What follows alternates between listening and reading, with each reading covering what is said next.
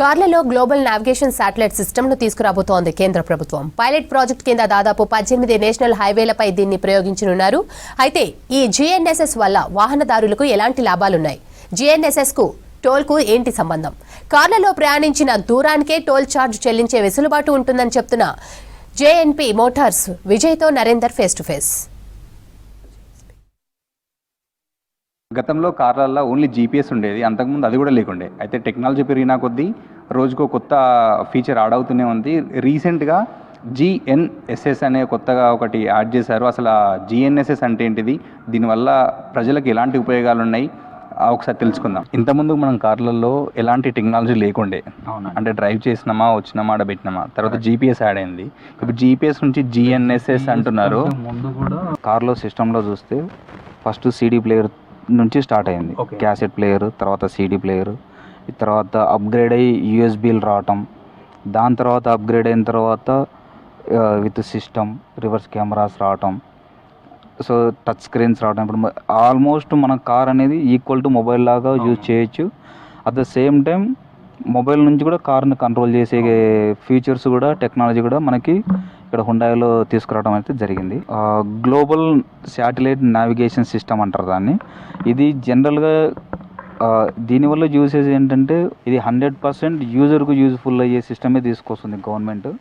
But అది appreciate అండి, మంచిగా తీసుకొస్తున్నారు. వై బికాజ్ కరెంట్ ఉన్న టోల్ గేట్ సిస్టమ్స్ ఏవైతే ఉన్నాయో దీంట్లో చూసుకుంటేనేమో మనకి distance wise toll to toll ఏదైతే డిస్టెన్స్ ఉందో ఇన్ బిట్వీన్ మనం యాడ్ అయినా సరే, ఐ మీన్ టు సే హైవేలో యాడ్ అయినా సరే, టోల్ టు టోల్ ఏదైతే డిస్టెన్స్ ఉందో సేమ్ అమౌంట్ మనం నెక్స్ట్ టోల్లో పే చేసి ఉంటుంది.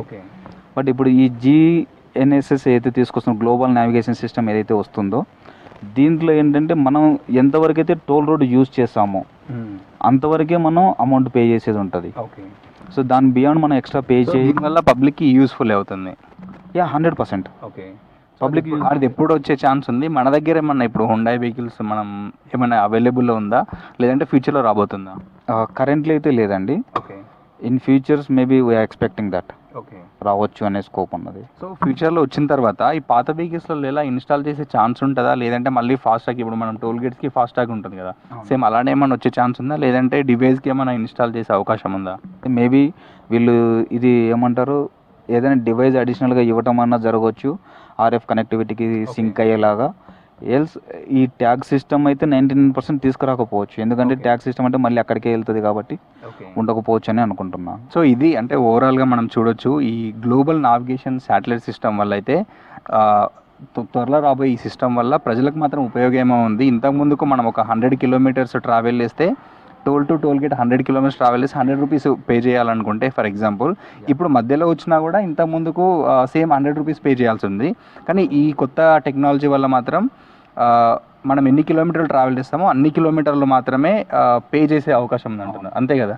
Correct, 100% true.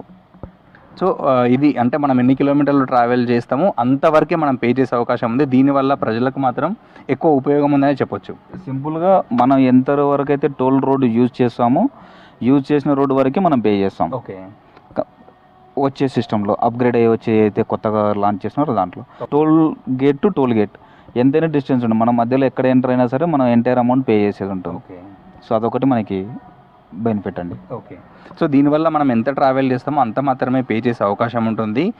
టెక్నాలజీ ఎప్పుడు వస్తుందా అని చెప్పేసి చాలామంది కూడా వెయిట్ చేస్తున్న పరిస్థితి కనిపిస్తుంది.